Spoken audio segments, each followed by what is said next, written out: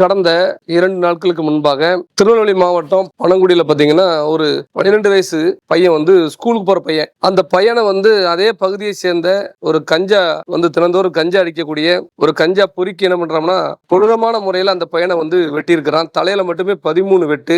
யார வெட்ட அப்படின்னு சொல்லிதான் ஊர் ஊரா சுத்திக்கிட்டே இருப்பான்.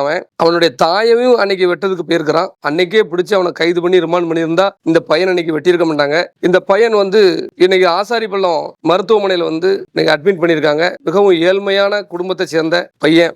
அந்த பையனை ஜிஹெச்ல அட்மிட் பண்ணிட்டு அவருடைய தகப்பனர் இன்னைக்கு பாத்தீங்கன்னா கூலி வேலைக்கு தான் உடனே ஒரு 500 ரூபாய் சம்பளம் கிடைக்குமான்னு சொல்லி வேலைக்கு தான் போயிருக்காரு. இப்பேற்பட்ட நிலைமையை கண்டு நேரடியா அந்த மாணவனை பாதிக்கப்பட்ட மாணவனை பார்க்கணும்னு சொல்லி எங்களுடைய பிஎம்டி மக்கள் பாதுகாப்பு இயக்கத்தின் சார்பாக கன்னியாகுமரி மாவட்ட நிர்வாகிகளும் தூத்துக்குடி திருநெல்வேலி மாவட்ட நிர்வாகிகளும் இன்னைக்கு வந்திருக்கோம். அந்த குடும்பத்தை பார்த்து எங்களால முடிந்த நிதியினை நாங்க கொடுத்திருக்கிறோம். இதுல உடனடியாக மருத்துவமனை டீன் அவர்களையும் இப்போ சந்திச்சோம்.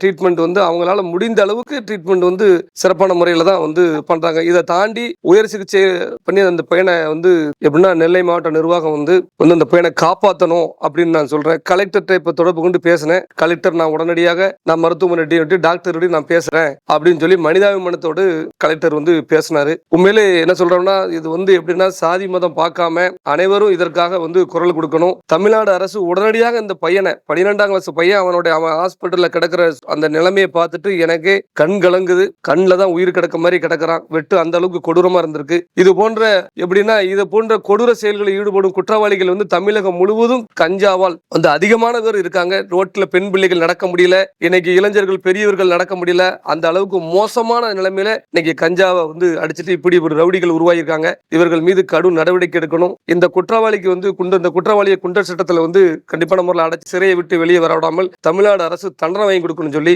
இந்த நேரத்துல பதிவு செய்திருக்கிறேன். கஞ்சா வியாபாரியா இல்ல கஞ்சா கொடுக்கிறவனா?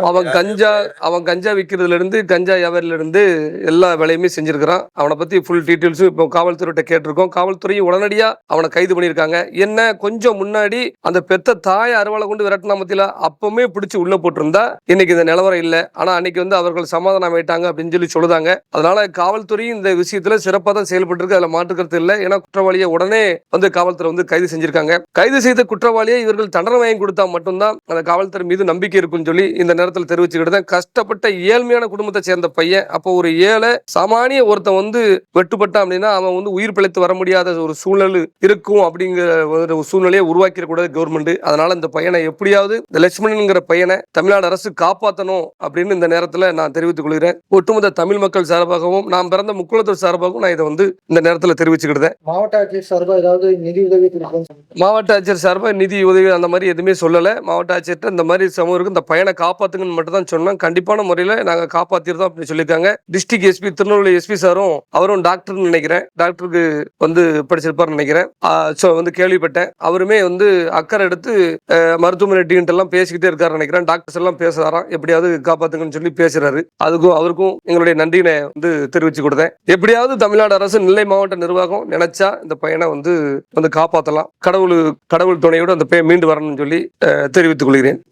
அம்மாவை வெட்ட போகும்போதே காவல்துறை நடவடிக்கை எடுக்கிறது அதான் எடுக்கல. அதாவது என்னன்னா அந்த பையனுடைய யாரு அந்த குற்றவாளியோட பெத்த தாயும் தகப்பனையும் அறுவலை கொண்டு விரட்டியிருக்காம பார்த்துக்கோங்க. அன்னைக்கு மட்டும் நீங்க வீட்டுல எல்லாம் படுக்க வேண்டாம், நீங்க வேற பக்கம் போயிருங்க அப்படின்னு சொல்லியிருக்காங்க. மூத்த மகன் வீட்டுல போய் அவங்க இருந்திருப்பாங்கன்னு நினைக்கிறேன். அதுக்கப்புறம் தான் இவங்க இருந்திருக்கிறான். அப்பவே புகார் கொடுக்கும் போதே கைது பண்ணிருக்கலாம். ஆனா அந்த பெத்த தாய் என்ன நினைப்பா, பிள்ளைய சிறையில போடக்கூடாது நினைப்பலாம். போலீஸ் ஸ்டேஷன் தான் தஞ்சத்தில் போயிருக்காங்க. வெட்ட விரட்டவும் போலீஸ் ஸ்டேஷன் தான் தஞ்சம் மூந்ததா தகவல் சொல்லியிருக்காங்க. அதை உண்மைதன்மை என்பதை இனிமே தான் விசாரிக்கணும். ஆசாரிப்பள்ளத்துல மருத்துவர் எல்லாம் பையனை எப்படி கவனிச்சுக்கிறாங்க? ஆசாரிப்பள்ளம் உண்மையிலே ஆசாரிப்பள்ளம் மருத்துவமனை மிக அதாவது ரொம்ப நீட்டா பாத்துக்கிட்டு இருக்காங்க. கொஞ்சம் என்னென்ன கேர் பண்ணணும். எல்லாரும் எப்படின்னா ட்ரீட்மெண்ட் எப்படின்னா எல்லாரும் எல்லா பேஷண்ட் மாதிரி நோயாளிகள் மாதிரி இதை விட்டுறக்கூடாது அப்படின்னு சொல்லி நினைக்கிறேன். கொஞ்சம் அசால்ட்டா இருக்கக்கூடாது அப்படின்னு நினைக்கிறேன். ஏன்னா அவங்களும் டக்குன்னு எளிதில் ஒரு டாக்டரை நாங்க போய் பார்க்க முடியலன்னு அம்மா அப்பா குற்றம் சாட்டுறாங்க. அது ஒண்ணுதான். மற்றபடி இவங்க காப்பாத்திடுவாங்க. அனைத்து வகையான ஸ்பெஷலிஸ்டும் எங்கிட்ட இருக்கு. நாங்க எங்களால முடிஞ்ச அளவுக்கு நாங்க காப்பாத்துறோம்னு சொல்லி எல்லா டாக்டர்ஸ்களும் டீனும் எங்கிட்ட உறுதிமொழி அளிச்சிருக்காங்க. அதனால ஒரு நம்பிக்கை இருக்கு.